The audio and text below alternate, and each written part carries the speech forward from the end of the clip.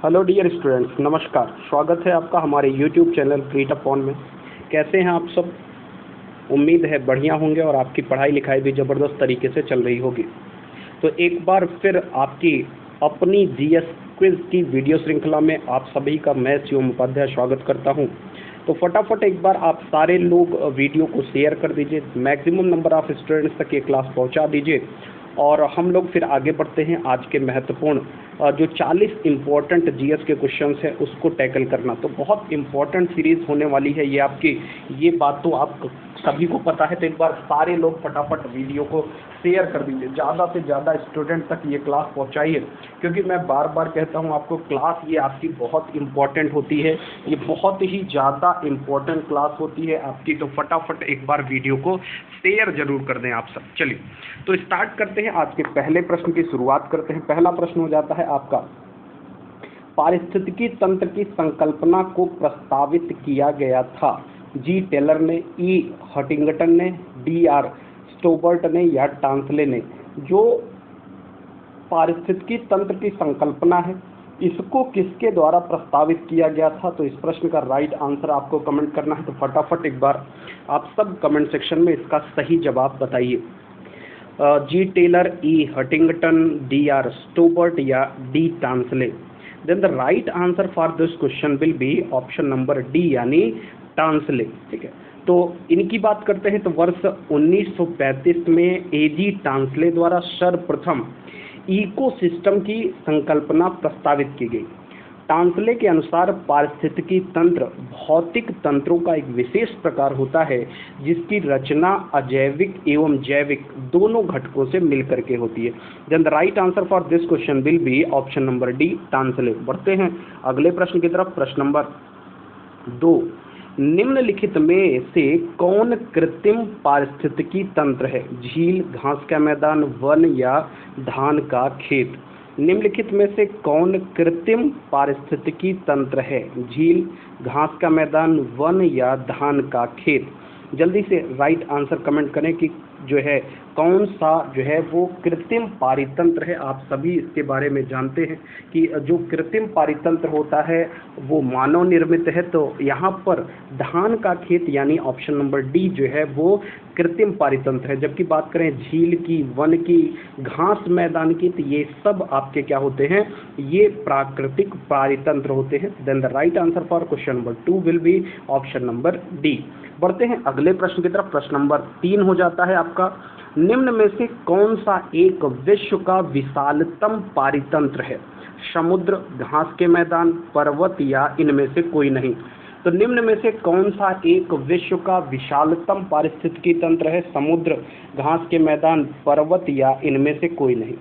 तो इस प्रश्न का सही जवाब बताना है आपको कि इसका सही जवाब क्या होगा। तो यहाँ पर आपको दिया हुआ है कि सबसे बड़ा पारितंत्र कौन है? तो जो सबसे बड़ा पारितंत्र हो जाता है वो क्या हो जाएगा? आपका समुद्र। ठीक है, right answer will be option number ए समुद्र। समुद्र विश्व का सबसे विशालतम पारितंत्र होता है। पृथ्वी पर विद्यमान जल मंडल का लगभग आप जानते हैं 97% जो जल है वो समुद्री जल है और यह पृथ्वी के लगभग 70% सतह पर क्या है वो जो है आच्छादित की हुई है, फैला हुआ है। तो पृथ्वी के 1/3 भाग पर आपके जल हैं और उसमें भी 97% भाग पर समुद्री जल है। देन जो सही जवाब हुआ वो हुआ ऑप्शन नंबर ए समुद्र, यानी सबसे बड़ा जो पारितंत्र है वो कौन सा है? समुद्र का पारितंत्र है। तो बढ़ते हैं अगले प्रश्न की तरफ। प्रश्न नंबर 4, भारत में स्थापित पहला राष्ट्रीय उद्यान है, ये बात आपको बतानी है कि कौन सा राष्ट्रीय उद्यान है जो भारत में सबसे पहले स्थापित किया गया था। तो इसका भी आपको आंसर पता होगा। जिम कॉर्बेट, कान्हा, काजीरंगा या गिर? तो आपको बताना है कि कौन सा पहला राष्ट्रीय उद्यान था जो भारत में स्थापित किया गया था। जिम कॉर्बेट, कान्हा, काजीरंगा या गिर? तो यहाँ पर जो राइट आंसर हो जाता है आपका हो जाता है ऑप्शन नंबर ए यानी जिम कॉर्बेट। एक तो जिम कॉर्बेट भारत का पहला है और स्थापना कब हो रही है? 1936 में। कब? 1936 में। इसका जब शुरुआत में जब इसकी स्थापना हुई थी तो नाम रखा गया था हैली नेशनल पार्क, ठीक है। और 1973 में यहाँ पर प्रोजेक्ट टाइगर की भी शुरुआत हुई थी। तो ये स्थित कहाँ है यदि बात करें तो उत्तराखंड में, और उत्तराखंड में नैनीताल जिले में ये जो आपका जिम कॉर्बेट है वो स्थित है। तो इस प्रश्न का राइट आंसर क्या हुआ? Option number A. बढ़ते हैं अगले प्रश्न की तरफ। प्रश्न नंबर 5, बेतला पार्क कहाँ पर स्थित है? उत्तर प्रदेश, मध्य प्रदेश, बिहार या उड़ीसा? बेतला पार्क कहाँ स्थित है? उत्तर प्रदेश, मध्य प्रदेश, बिहार या उड़ीसा? तो यहाँ पर आपको बताना है कि कहाँ पर है बेतला पार्क। तो यहाँ जो बेतला पार्क हो जाता है आपका वो स्थित हो जाता है बिहार में। इसकी स्थापना 1986 में हुई थी। कहाँ पर? 1986, ठीक है। और 1986 में बेतला की स्थापना होती है और प्रोजेक्ट टाइगर के अंतर्गत इसकी स्थापना की गई है, ठीक है। तो यहाँ पर ध्यान रखना है, राइट आंसर हो जाएगा बिहार, ठीक है। लेकिन अगर हम वर्तमान की बात करें तो यह पार्क चेंज हो गया। कहाँ पर है वर्तमान में? झारखंड। क्योंकि आप जानते हैं बिहार से अलग करके वर्ष 2000 में आपका झारखंड का गठन कर दिया गया। तो वर्तमान में जो बेतला की लोकेशन हो जाती है वो झारखंड हो जाती है। लेकिन यहाँ पर आप देख पा रहे हैं कि झारखंड ऑप्शन में नहीं है, इस वजह से राइट आंसर क्या हो जाएगा? बिहार, ठीक है। बिहार राइट आंसर होगा क्योंकि इसकी स्थापना तत्कालीन बिहार में ही की गई थी। नेक्स्ट प्रश्न की बात करते हैं। तो अगला प्रश्न हो जाता है, सालिम अली राष्ट्रीय उद्यान कहाँ पर स्थित है? सालिम अली राष्ट्रीय उद्यान महाराष्ट्र में, जम्मू कश्मीर में, मध्य प्रदेश में, आंध्र प्रदेश में? सालिम अली राष्ट्रीय उद्यान, सालिम अली नेशनल पार्क, महाराष्ट्र, जम्मू कश्मीर, मध्य प्रदेश, आंध्र प्रदेश। तो यहाँ पर जो राइट आंसर हो जाएगा आप सभी जानते हैं, राइट आंसर होगा ऑप्शन नंबर बी, यानी ऑप्शन नंबर बी यानी जम्मू कश्मीर। तो जम्मू कश्मीर में स्थित है आपका सालिम अली राष्ट्रीय उद्यान, ठीक है। तो ये बहुत ही इंपॉर्टेंट हो जाता है, कई बार एग्जाम में पूछा हुआ है, तो ये ध्यान रखिएगा। बढ़ते हैं अगले प्रश्न की तरफ। निम्न में से कौन सा सागरीय उद्यान है, यानी मरीन नेशनल पार्क है? भीतरकनिका, सुंदरवन, गहिरमाथा या फिर मन्नार की खाड़ी? निम्न में से कौन सा सागरीय उद्यान यानी मरीन जो है नेशनल पार्क है? तो इस प्रश्न का सही जवाब बताना है। ऑप्शन नंबर ए है भीतरकनिका, बी सुंदरवन, सी गहिरमाथा या डी मन्नार की खाड़ी। तो जल्दी से राइट आंसर कमेंट कर दें कि इसका सही जवाब क्या है। तो इसका सही जवाब हो जाता है ऑप्शन नंबर डी यानी मन्नार की खाड़ी, ठीक है। तो मन्नार की खाड़ी है कहाँ पर? तो आप जानते हैं तमिलनाडु राज्य में, तमिलनाडु राज्य में मन्नार की खाड़ी है। वहाँ पर आपका जो नेशनल पार्क है तो वो क्या है? आपका सागरीय उद्यान है यानी मरीन नेशनल पार्क है। बढ़ते हैं अगले प्रश्न की तरफ। अगला प्रश्न, प्रश्न नंबर 8। अगला प्रश्न क्या हो जाता है आपका? प्रश्न नंबर 8, ठीक है। तो आइए प्रश्न नंबर 8 देखते हैं। बुक्सा बाघ परियोजना, बुक्सा बाघ परियोजना भारत के किस राज्य में स्थित है? मध्य प्रदेश, राजस्थान, गुजरात, पश्चिम बंगाल? मध्य प्रदेश, राजस्थान, गुजरात या पश्चिम बंगाल? तो आपको बताना है कि राइट आंसर क्या है, राइट आंसर क्या है, फटाफट करें। तो इस प्रश्न का जो राइट आंसर हो जाएगा बुक्सा कहाँ पर है? तो वो है आपका पश्चिम बंगाल में, ठीक है। तो कहाँ पर है? पश्चिम बंगाल में। तो ये ध्यान में रखिएगा। पश्चिम बंगाल में दार्जिलिंग के पास जो है वो बुक्सा टाइगर रिजर्व जो है वो स्थित है। 1992 में इसे नेशनल पार्क का भी दर्जा दिया जा चुका है। Then the right answer for this question will be option number D. बढ़ते हैं अगले प्रश्न की तरफ। प्रश्न नंबर 9 हो जाता है, निम्न में से किस शासक ने भारत में सार्वजनिक वितरण प्रणाली की शुरुआत की? अलाउद्दीन खिलजी, बलबन, फिरोज शाह तुगलक या मोहम्मद बिन तुगलक? तो आपको बताना है कि किसने जो है सार्वजनिक वितरण प्रणाली यानी पीडीएस सिस्टम, जिसे आज हम पीडीएस कहते हैं, पब्लिक डिस्ट्रीब्यूशन सिस्टम, उसकी शुरुआत की थी। तो इस प्रश्न का जो राइट आंसर हो जाएगा वो क्या हो जाएगा? ऑप्शन नंबर ए यानी अलाउद्दीन खिलजी, ठीक है। तो अलाउद्दीन खिलजी के द्वारा जो है वो पीडीएस सिस्टम को इस्टेब्लिश किया गया था, स्टार्ट किया गया था। यहाँ पर अलाउद्दीन की जो बाजार नियंत्रण प्रणाली है उसकी बहुत ज़्यादा चर्चा देखने को मिलती है मिडेवल इंडिया में। अलाउद्दीन के द्वारा कीमतों पर नियंत्रण रखने के लिए मलिक कबूल को जो है आप मलिक कफूर भी कह सकते हैं, को साहना या बाजार अधीक्षक नियुक्त किया था। और यहाँ पर बाजार की कीमतें भी जो है निर्धारित की गई और व्यापारियों को इस बात के लिए विवश किया गया था कि वो अपना माल जो है वो सही कीमत पर बेचे। तो अलाउद्दीन की जो बाजार नियंत्रण प्रणाली है वो जो है बहुत ही ज़्यादा बेहतर थी और इसी के द्वारा सार्वजनिक वितरण प्रणाली की शुरुआत की गई थी। बढ़ते हैं अगले प्रश्न की तरफ। प्रश्न नंबर 10, भारतीय दर्शन की प्रारंभिक शाखा कौन सी है? सांख्य, मीमांसा, वैशेषिक या चार्वाक? ठीक है, तो सांख्य, मीमांसा, वैशेषिक या चार्वाक, ये आप जानते हैं कि जो इंडियन फिलॉसफी है उसकी जो है शाखाएं हैं, ये दर्शन शास्त्र की शाखाएं हैं। तो यहाँ पर जो राइट आंसर हो जाएगा सबसे प्रारंभिक है सांख्य दर्शन, यानी ऑप्शन नंबर ए। ठीक है, तो यदि हम भारतीय दर्शन की बात करते हैं तो प्रारंभिक शाखा सांख्य दर्शन हो जाती है और सांख्य दर्शन के प्रतिपादक महर्षि कपिल कहे जाते हैं या कपिल मुनि कहे जाते हैं। और इनके अनुसार यानी सांख्य दर्शन के अनुसार जगत की उत्पत्ति ईश्वर से नहीं बल्कि प्रकृति से हुई है। ठीक है, और 4वीं शताब्दी बाद इस दर्शन में सृष्टि का कारण और प्रकृति और पुरुष दोनों माने जाने लगे। यह दर्शन भौतिकतावादी था और बाद में इसकी शिफ्टिंग जो है वो रिलीजन की तरफ हो गई, यानी अध्यात्म की तरफ हो गई। रिलीजियस करेक्टर इस दर्शन में शामिल हो गए। तो यहाँ पर राइट आंसर हो गया ऑप्शन नंबर ए।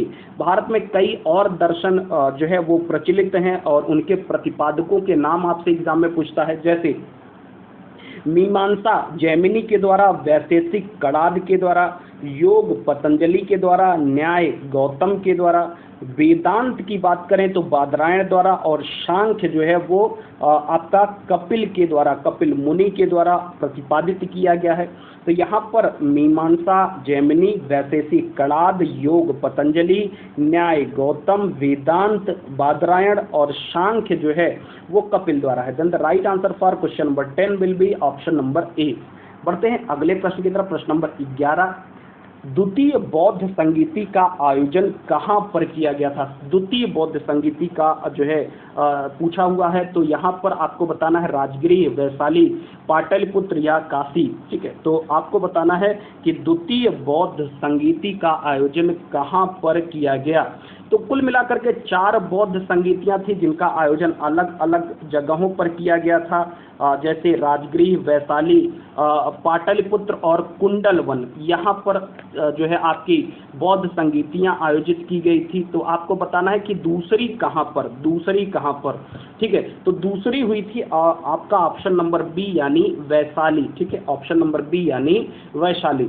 तो पहली बौद्ध संगीति की बात करें तो राजगृह में, दूसरी वैशाली में, तीसरी पाटलिपुत्र में और चौथी कश्मीर यानी कुंडलवन में। ठीक है, तो यहाँ पर चारों बौद्ध संगीतियाँ आपकी राजगृह, वैशाली, पाटलिपुत्र और कुंडलवन, ये चारों का क्रम है, याद रखिएगा। यहाँ काशी ना होकर के क्या होगा, कुंडलवन होगा। एग्जाम में सवाल जरूर पूछे जाते हैं, तो बिल्कुल याद रखिएगा। आइए नेक्स्ट प्रश्न पे चलते हैं। प्रश्न नंबर 12, चन्हू-दड़ो के उत्खनन का निर्देशन किसने किया था? चन्हू-दड़ो जो कि हड़प्पा कालीन सभ्यता का एक स्थल है, तो जो चन्हू-दड़ो है उसके उत्खनन का निर्देशन किसने किया है? तो ये आपको बताना है। जल्दी से राइट आंसर बता दें कि इसका सही जवाब क्या होगा। ठीक है, सही जवाब क्या होगा? चन्हू-दड़ो के उत्खननकर्ता का नाम आपको बताना है। तो जो चन्हू-दड़ो के उत्खनन करता है उनका नाम हो जाता है J.H. मैके। क्या नाम हो जाता है? J.H. मैके। ठीक है, तो 1935-36 में J.H. मैके के द्वारा क्या किया गया, चन्हू-दड़ो का जो है उत्खनन कराया गया।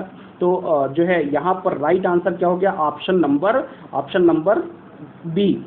एक बात और ध्यान में रखनी है कि जो चन्हू-दड़ो है वहाँ से कुछ ईंटों की प्राप्ति हुई है जो कि यहाँ के साक्ष्य के रूप में बहुत ज़्यादा प्रचलित है, फेमस हैं। तो यहाँ पर जो है वक्राकार ईंटें मिली हैं। कैसी? वक्राकार ईंटें मिली हैं। बढ़ते हैं अगले प्रश्न की तरफ। प्रश्न नंबर 13, फॉरवर्ड ब्लॉक के संस्थापक कौन थे? जयप्रकाश नारायण, C.R. दास, मोतीलाल नेहरू या सुभाष चंद्र बोस? फॉरवर्ड ब्लॉक के संस्थापक कौन थे? जल्दी से राइट आंसर कमेंट करें। राइट आंसर कमेंट करें कि फॉरवर्ड ब्लॉक के संस्थापक कौन है। तो यहाँ पर राइट आंसर हो जाता है ऑप्शन नंबर डी, यानी सुभाष चंद्र बोस। यहाँ पर ध्यान देने वाली बात यह है कि जो 1938 का अधिवेशन होता है हरिपुरा वाला, वहाँ पर सुभाष चंद्र बोस अध्यक्ष बनते हैं। दोबारा 1939 त्रिपुरी अधिवेशन में जो है सुभाष जी फिर से अध्यक्षता के लिए जो है वो खड़े होते हैं, और उनके सामने उनके कैंडिडेट जो राइवलरी कैंडिडेट थे वो थे पट्टाभी सीतारमैया, गांधी जी के द्वारा समर्थित थे, लेकिन फिर भी सुभाष जी जीत जाते हैं। तो यहाँ पर जो है गांधी का मनमुटाव होता है उनसे, और सुभाष चंद्र बोस ने तीसरी अधिवेशन में इस्तीफा दे दिया अपने पद से, और इनके इस्तीफा देने के बाद डॉक्टर राजेंद्र प्रसाद जो है वो कांग्रेस के अध्यक्ष बनाए जाते हैं। इस बात से खुद बहुत दुखी होते हैं सुभाष जी, और वर्ष 1939 में ही उन्होंने फॉरवर्ड ब्लॉक की स्थापना की थी, जो कि एक अलग जो है कांग्रेस से अलग संस्था थी। तो कब स्थापित हुई? 1939 में, जब त्रिपुरी अधिवेशन से त्रिपुरी कांग्रेस की अध्यक्षता पद से इस्तीफा देने के बाद इन्होंने फॉरवर्ड ब्लॉक का गठन किया। Right answer will be option number D. बढ़ते हैं अगले प्रश्न की तरफ। बारदोली सत्याग्रह का नेतृत्व किया था सरदार वल्लभ भाई पटेल, महात्मा गांधी, जयप्रकाश नारायण या महादेव देसाई? तो आप सभी जानते हैं कि बारदोली सत्याग्रह वर्ष 1928 में जो है वो गुजरात के सूरत जिले के बारदोली तालुके में जो है वो क्या है कि शुरू किया गया था। यहाँ पर हुआ क्या था कि सरकार ने क्या किया था कि कपास का मूल्य जरूर घटा था, फिर भी कर राजस्व में वृद्धि कर दी थी, और वो भी 30% की वृद्धि करती थी। तो इस बात से नाराज होकर के सरदार वल्लभ भाई पटेल ने बारदोली सत्याग्रह का नेतृत्व किया था। कब किया? तो ध्यान रखिएगा, वर्ष 1928। बारदोली है कहाँ? तो बारदोली है सूरत में। कहाँ पर? सूरत में। सूरत कहाँ है? गुजरात में। ये बात तो आप जानते ही होंगे। बढ़ते हैं अगले प्रश्न की तरफ। प्रश्न नंबर 15। निम्नलिखित नेताओं में से कौन एक स्वदेशी के समर्थक थे? अरविंदो घोष, फिरोज शाह मेहता, दादा भाई नौरोजी या सुभाष चंद्र बोस? स्वदेशी के समर्थक बताना है। तो इस प्रश्न का आप बिल्कुल जानते हैं राइट आंसर क्या हो जाएगा? ऑप्शन नंबर ए। ठीक है, option number A will be the right answer. ठीक है, और स्वदेशी आंदोलन आपका वर्ष 1905 बंगाल विभाजन के पश्चात चलाया गया था। ठीक है, और 1911 में बंगाल विभाजन रद्द कर दिया गया, और 1912 में राजधानी को कलकत्ता से शिफ्ट करके दिल्ली लाया गया। तो ये आपके लिए इम्पोर्टेंट है, ध्यान रखिएगा। आइए बढ़ते हैं अगले प्रश्न की तरफ। प्रश्न नंबर 16। निम्न समुद्री धाराओं में से कौन हिंद महासागर की धारा नहीं है? अग्लुहास, मोजाम्बिक, दक्षिण हिंद महासागरीय धारा या वेंगुएला की धारा? निम्न धाराओं में से कौन हिंद महासागर की धारा नहीं है? इंडियन ओशन की करंट नहीं है, ये आपको बताना है। तो जो यहाँ पर वेंगुएला की जलधारा है ये आपके हिंद महासागर की नहीं है, हिंद महासागर की नहीं है। ये है कहाँ की? तो ये दक्षिण अटलांटिक महासागर की एक ठंडी धारा है। तो यहाँ पर राइट आंसर क्या हो गया? Option number D. महासागरीय जलधाराओं से प्रश्न आपके एग्जाम में पूछे जाते रहते हैं, तो जो है उस टॉपिक को आपको बहुत ध्यान से पढ़ लेना है। 2 सवाल आते हैं कि कौन सी किस ओशियन की जलधारा है, और या फिर कौन सी गर्म जलधारा है या कौन सी ठंडी जलधारा है। तो बिल्कुल इस बात को फोकस करके अच्छे से पढ़ लीजिएगा। आइए आगे बढ़ते हैं। निम्न में से कौन सा युग्म सही नहीं है? Ghana, Accra, Kenya, Nairobi, Namibia, Windhoek, Nigeria, Rabat. यानी एक तरफ देश दिया है, दूसरी तरफ राजधानी दी है, तो यहाँ पर गलत क्या हो जाता है ये आपको बताना है। कौन सा युग्म सही नहीं है? तो घाना की राजधानी तो अक्रा है, केन्या नैरोबी है, नामीबिया विंडहाक है, बिल्कुल सही है। नाइजीरिया यहाँ पर जो है गलत हो जाता है। नाइजीरिया को जो राजधानी हो जाती है वो हो जाती है अबूजा। क्या हो जाती है नाइजीरिया की? अबूजा। ठीक है, नाइजीरिया की राजधानी है अबूजा, जबकि जो ये रबात है, रबात जो है वो मोरक्को की राजधानी है। देन द राइट आंसर क्या हो गया? Option number D. नाइजीरिया की राजधानी है अबूजा और रबात जो है वो मोरक्को की राजधानी है। बढ़ते हैं अगले प्रश्न की तरफ। प्रश्न नंबर 18, जम्मू श्रीनगर मार्ग पर जवाहर सुरंग स्थित है, या किस श्रेणी से संबंधित है? जवाहर सुरंग पीर पंजाल से, काराकोरम श्रेणी से, जास्कर से, या त्रिकुट श्रेणी से? जो पीर पंजाल जो है ये जो जवाहर सुरंग आपकी बनाई गई है वो किस श्रेणी में बनाई गई है, ये आपको बताना है। ठीक है, तो जल्दी से राइट आंसर कमेंट करें, जल्दी से राइट आंसर कमेंट करें कि इसका जो राइट आंसर क्या है वो हो जाता है ऑप्शन नंबर ए, यानी पीर पंजाल श्रेणी। ऑप्शन नंबर ए यानी पीर पंजाल श्रेणी। ठीक है, तो right answer will be option number ए।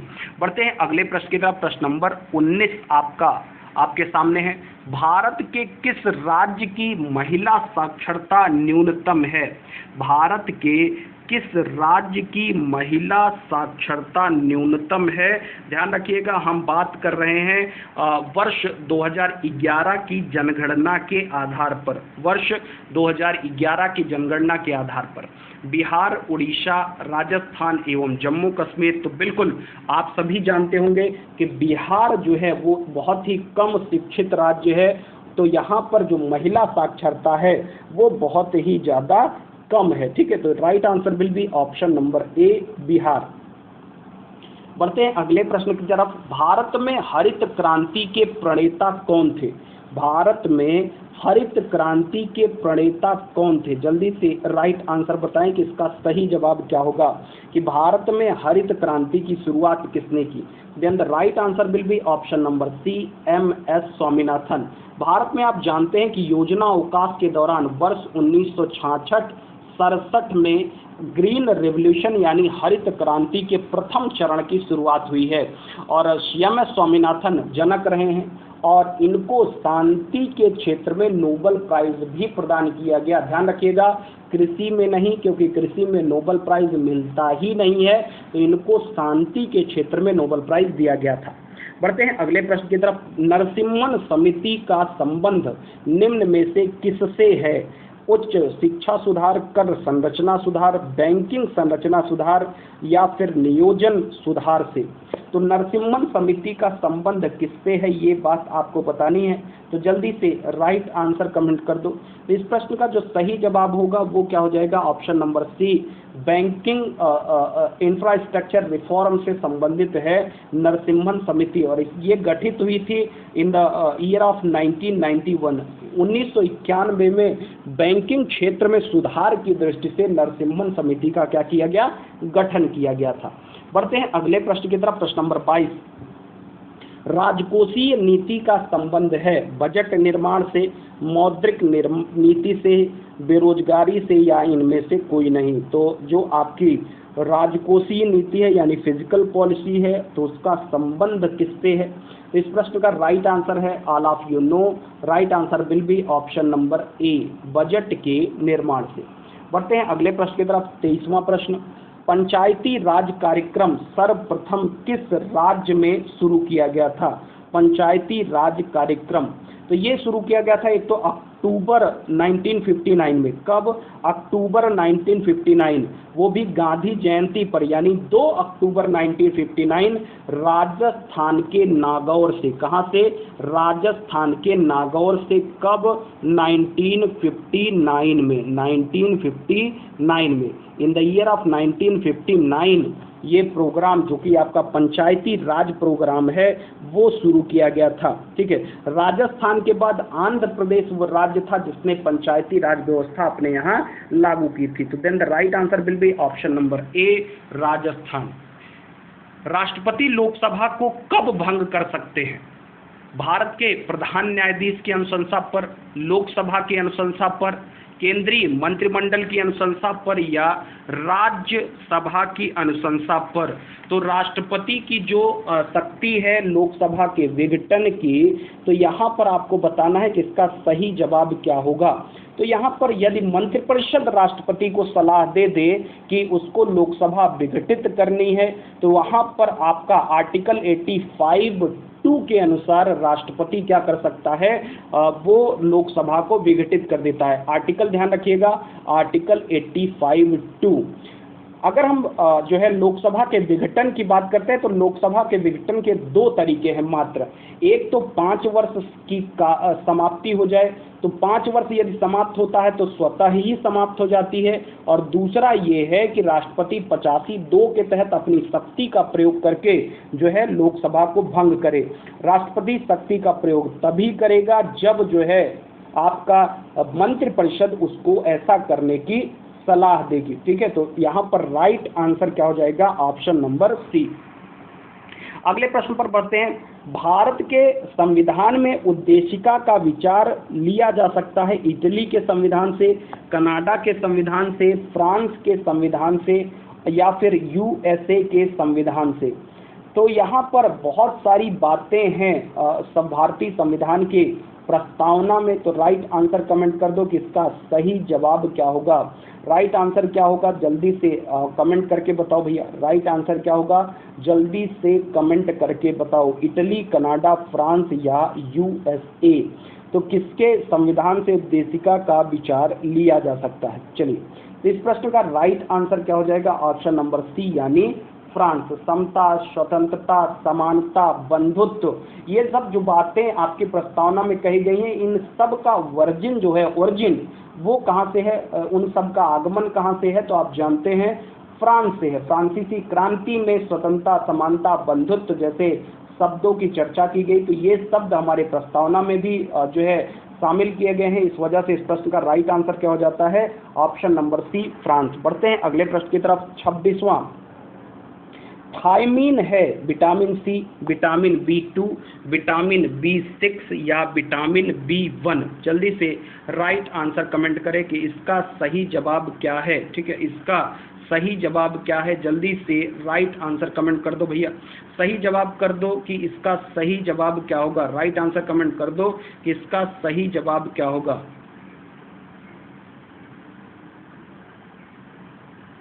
तो इस प्रश्न का जो राइट आंसर हो जाएगा वो क्या हो जाएगा? ऑप्शन नंबर डी यानी विटामिन B1। राइट आंसर क्या होगा? ऑप्शन नंबर डी यानी विटामिन B1। अच्छा, एक बात है, पिछले प्रश्न पर एक बार वापस आते हैं हम लोग। यहाँ पर है उद्देशिका का विचार, यानी टोटल उद्देशिका की बात कर रहा है। यदि हम स्वतंत्रता, समानता, बंधुत्व की बात करते हैं जिसका वर्णन हमारे संविधान में है, वो तो फ्रांस के संविधान से है। लेकिन यहाँ पर यदि हम होल सोल जो है प्रस्तावना की बात करते हैं, होल सोल प्रस्तावना की बात करते हैं, तो वो उसकी प्रेरणा का स्रोत जो है वो यूएसए का संविधान होगा। तो यहाँ पर करेक्ट कर लीजिएगा थोड़ा सा। यहाँ पर कंप्लीट प्रस्तावना या उद्देशिका की बात है। तो प्रस्तावना जो कि संविधान का सार होती है, जो कि संविधान का परिचय पत्र है, तो उसका जो विचार है वो यूएसए से आया है। जबकि अगर हम इसके भाषा की बात करते हैं तो वो ऑस्ट्रेलिया से ली गई। भैया 25वां प्रश्न थोड़ा सा करेक्ट कर लीजिएगा आप लोग। Right answer will be option number D. यहाँ स्पेसिफिक वर्ड की बात नहीं है, या स्वतंत्रता, समानता, बंधुत्व ऐसे विचारों की बात नहीं है। यहाँ पर कंप्लीट होल सोल विचार की बात है। तो होल सोल विचार की बात है तो ये हो जाएगा ऑप्शन नंबर डी यानी यूएसए। और यदि आपसे पूछ लिया जाए कि उद्देशिका की भाषा कहाँ से ली गई है, तो उसका आंसर होता है ऑस्ट्रेलिया। ठीक है, तो ये बहुत इंपॉर्टेंट है, तो इसको एक बार करेक्ट जरूर कर लीजिएगा। जब मैं आगे बढ़ रहा था तो मुझे ये चीज़, अभी मैं नेक्स्ट क्वेश्चन की चर्चा जरूर कर रहा था आपसे, लेकिन मन में ये बात खटक रही थी मेरे कि यहाँ पर कुछ तो डिफिकल्ट है, कुछ तो अलग है। ठीक है, तो यहाँ पर राइट आंसर क्या हो जाएगा? Option number D. ठीक है, तो बिल्कुल इस प्रश्न का राइट आंसर होगा ऑप्शन नंबर डी। बढ़ते हैं अगले प्रश्न की तरफ। अगला प्रश्न क्या हो जाता है हमारा? निम्न में से कौन सा कोशिकांग आनुवांशिकी अभियांत्रिकी से संबंधित है? लाइसोसोम, माइटोकांड्रिया, प्लाज्मिड या प्लास्टिड? तो आनुवांशिक अभियांत्रिकी से संबंधित जो है उसको बताना है आपको। आनुवांशिक अभियांत्रिकी से संबंधित कौन सा है ये बताना है आपको। प्लाज्मिड है, प्लास्टिड है, लाइसोसोम है, माइटोकांड्रिया है। ठीक है, तो यहाँ पर जो राइट आंसर है वो है ऑप्शन नंबर सी, प्लाज्मिड को कोशिकांग अनुवांशिकी की अभियांत्रिकी के लिए जाना जाता है। रीजन क्या है इसका कि प्लाज्मिड जीवाणु कोशिकाओं में स्वतंत्र प्रतिक्रिया बनाने में सक्षम होते हैं। इनका उपयोग वाहक के रूप में किया जाता है। ये डीएनए को अपने साथ जोड़कर कोशिकाओं को समाकलित करते हैं और इनसे जो है वो डिफरेंट पुनर्योजी डीएनए प्राप्त किया जाता है, जो कि जो है जैव प्रौद्योगिकी के लिए क्या होता है, एक वरदान सिद्ध हुआ है। तो यहाँ पर जो प्लाज्मिड है उसका इस प्रकार से उपयोग किया जाता है ताकि उपयोगी फसल और नए नए किस्म के बीज जो हैं उनका निर्माण किया जा सके। तो यहाँ पर जो कोशिकांग का अनुवांशिकी अभियांत्रिकी हो जाती है वो हो जाती है प्लाज्मिड।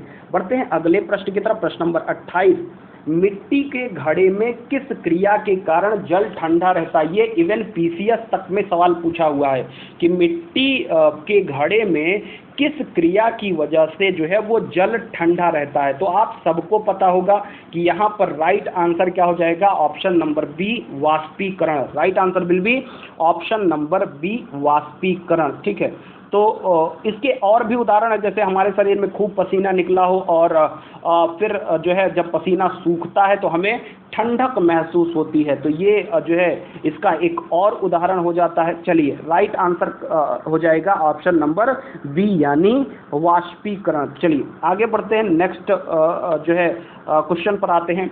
निम्नलिखित में से रॉकेट किस सिद्धांत पर कार्य करता है?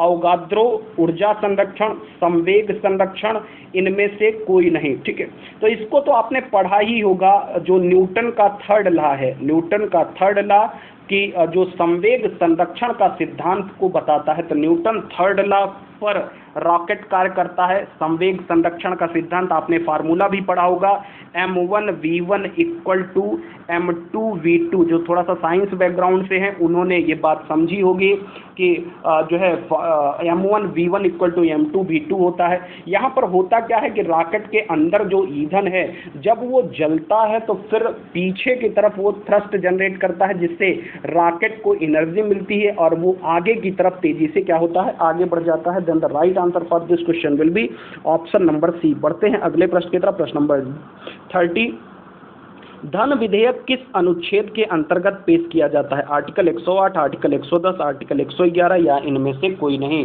तो इस प्रश्न का जो राइट आंसर हो जाएगा वो क्या हो जाएगा, ऑप्शन नंबर बी, आर्टिकल 110।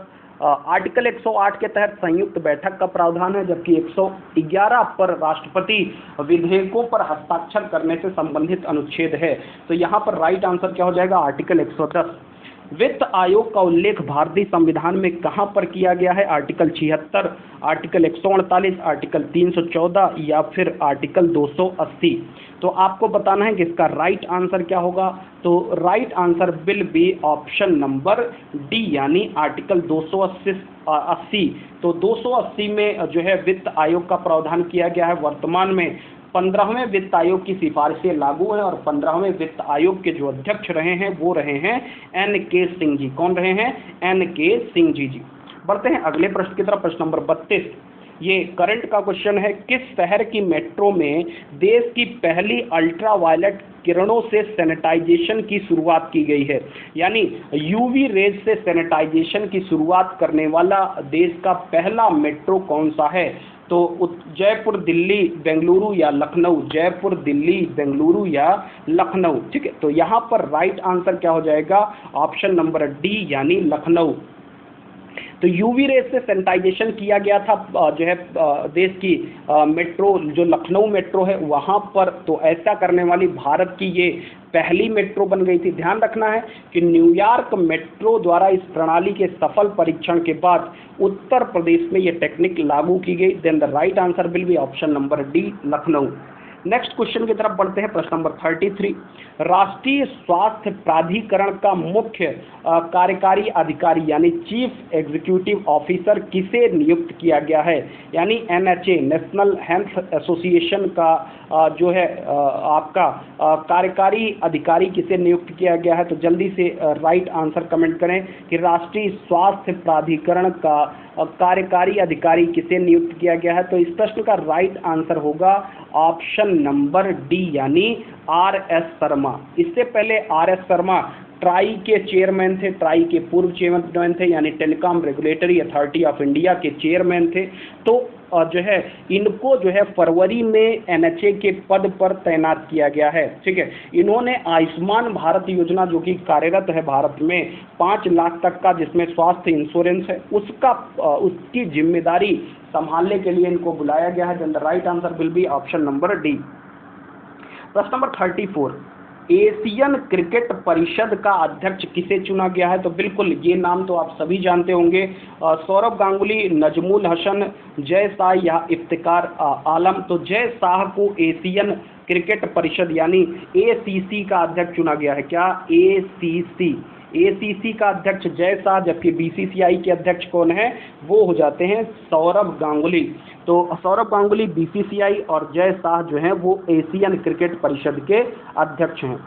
अगला प्रश्न हो जाता है प्रश्न नंबर 35, देश का पहला जेंडर पार्क कहां पर खोला गया? देश का पहला जेंडर पार्क। ठीक है, तो आपको बताना है कि जेंडर पार्क कहां पर खोला गया है। तो इस प्रश्न का जो राइट आंसर होगा वो हो जाएगा केरल, तमिलनाडु, आंध्र प्रदेश या मणिपुर में से ऑप्शन नंबर ए केरल। ठीक है, तो केरल के जो एक जिला है कोझिकोड, तो वहाँ पर जो है आपका पहला जेंडर पार्क जो है वो बनाया जा रहा है। बेसिकली कोशिश है सरकार की कि वो जो लैंगिक अंतराल है उसको कम किया जा सके और जो है यहाँ पर लैंगिक समानता की दिशा में कदम बढ़ाया जा सके। तो इस प्रश्न का राइट आंसर क्या हो गया? ऑप्शन नंबर ए यानी केरल। बढ़ते हैं अगले प्रश्न की तरफ। प्रश्न नंबर 36, भारत के पड़ोसी देश में यानी कौन से पड़ोसी देश में सैन्य शासन के तहत आपातकाल की घोषणा की गई है? बांग्लादेश, नेपाल, अफगानिस्तान या म्यांमार। किस देश में सैन्य आपातकाल की घोषणा की गई है? तो बिल्कुल ये तो बहुत फेमस है। इस प्रश्न का राइट आंसर होगा option number D Myanmar. Myanmar में अभी तख्ता पलट हुआ है, आप जानते ही हैं, और म्यांमार में जो है तख्ता पलट के बाद 1 साल के लिए आपातकाल की घोषणा की गई है और सत्ता को सैन्य प्रमुख मिन आंग लाइंग को जो है वो क्या किया गया है कि सौंप दिया गया है। तो इस प्रश्न का राइट आंसर क्या हुआ? ऑप्शन नंबर डी यानी म्यांमार। बढ़ते हैं अगले प्रश्न की तरफ। 38, विश्व आर्द्र भूमि दिवस कब मनाया जाता है? तो यहाँ पर बताना है कि विश्व आर्द्र भूमि दिवस कब मनाया जाता है? 1 फरवरी, 2 फरवरी, 3 फरवरी या 4 फरवरी। तो यहाँ पर राइट आंसर क्या होगा? राइट आंसर हो जाएगा ऑप्शन नंबर बी यानी 2 फरवरी। इस पर का राइट आंसर सबको पता होगा। जल्दी से कमेंट सेक्शन में वर्ल्ड जो आपका वर्ल्ड वेटलैंड डे है, विश्व आर्द्र भूमि दिवस, उसकी थीम बताइए कि इस वर्ष उसकी थीम क्या रही थी। इसका राइट आंसर कमेंट करो और शेयर भी कर दो साथ ही साथ। तब तक मैं पानी पीता हूँ, आप लोग राइट आंसर कमेंट करके मुझे बताओ कि इसकी थीम क्या रही थी। ठीक है, तो थीम जल्दी इसके कमेंट सेक्शन में लिखो, जल्दी से कमेंट सेक्शन में लिखो।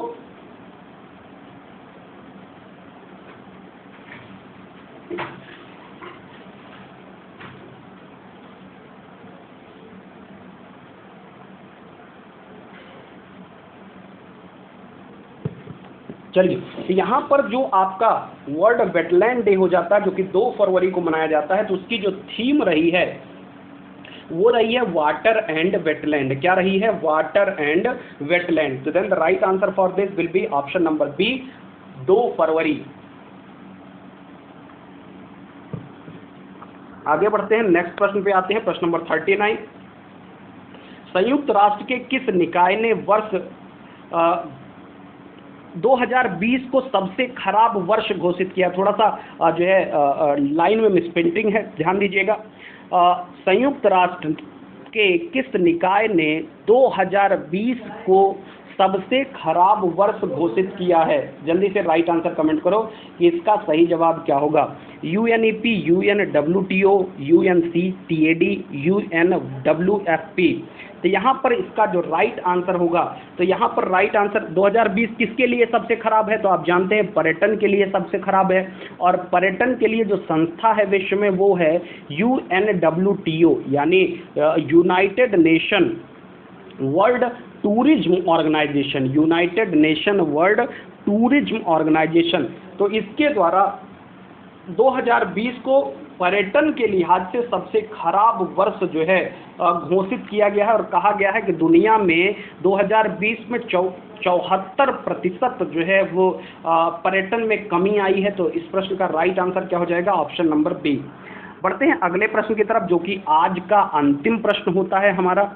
किस भारतीय अमेरिकी को नासा का कार्यवाहक प्रमुख बनाया गया है? HN शेखर, अरविंद कृष्ण, भव्या लाल या M सुब्रमण्यम? तो भारतीय अमेरिकी कौन है जिनको नासा का कार्यवाहक प्रमुख बनाया गया है? तो नासा अमेरिका की स्पेस एजेंसी है, ये तो आपको पता ही होगा। इस प्रश्न का राइट आंसर हो जाता है भव्या लाल, यानी option number C. Right answer will be option number C, Bhavya Lal. ठीक है, तो ये ध्यान में रखिएगा। तो यहाँ पर जो है आपके ये जो है 40 प्रश्न समाप्त होते हैं। उम्मीद करता हूँ कि आपको ये वीडियो सीरीज पसंद आ रही होगी। तो यदि आपको वीडियो सीरीज पसंद आ रही है तो बिल्कुल जो है इसको शेयर कर दीजिए। साथ ही साथ यदि आप चैनल पर नए हैं, पहली बार चैनल को विजिट कर रहे हैं, तो बिल्कुल चैनल को सब्सक्राइब करने के साथ ही बेल आइकन पर प्रेस जरूर कर देना है। साथ ही साथ एक बात और ध्यान में रखनी है कि जो आपको डिस्क्रिप्शन बॉक्स दिया है वहाँ पर टेलीग्राम का लिंक है। आप क्या करिए कि टेलीग्राम के लिंक को क्लिक करके टेलीग्राम चैनल ज्वाइन कर लीजिए, ताकि जो भी PDF वगैरह है, साथ ही साथ क्लासेस का लिंक जो है वो आपको वहाँ पर प्रोवाइड होता है। तो बार बार लिंक शेयर करना ये बहुत मुश्किल बात हो जाती है। तो आप सब एक बार टेलीग्राम चैनल ज्वाइन कर लें, तो वहाँ पर इस वीडियो का लिंक भी आपको मिल जाएगा। ये जो क्लास है आपकी डेली 9 PM पर जो है वो प्रीमियर की जाती है। तो आपको ध्यान रखना है कि आपको बिल्कुल 9 बजे कॉपी और पेन लेकर के आपको बैठ जाना है, ताकि जितने भी वैल्यूएबल या इम्पोर्टेंट पॉइंट्स हम डिस्कस करते हैं उसको आप नोट डाउन कर सकें।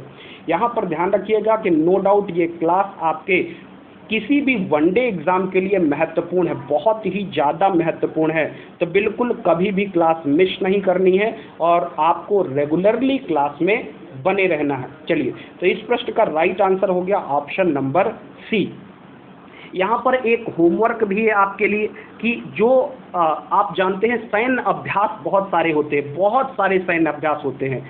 तो एक सैन्य अभ्यास है वज्र प्रहार, सैन्य अभ्यास है वज्र प्रहार। तो आपको बताना है कि जो ये वज्र प्रहार सैन्य अभ्यास है ये किसके किसके बीच होता है।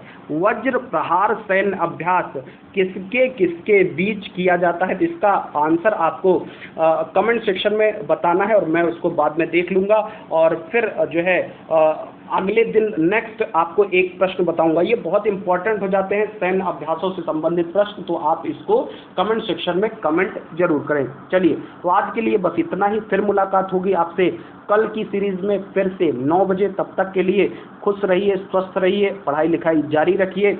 Thank you for watching. Thank you so much.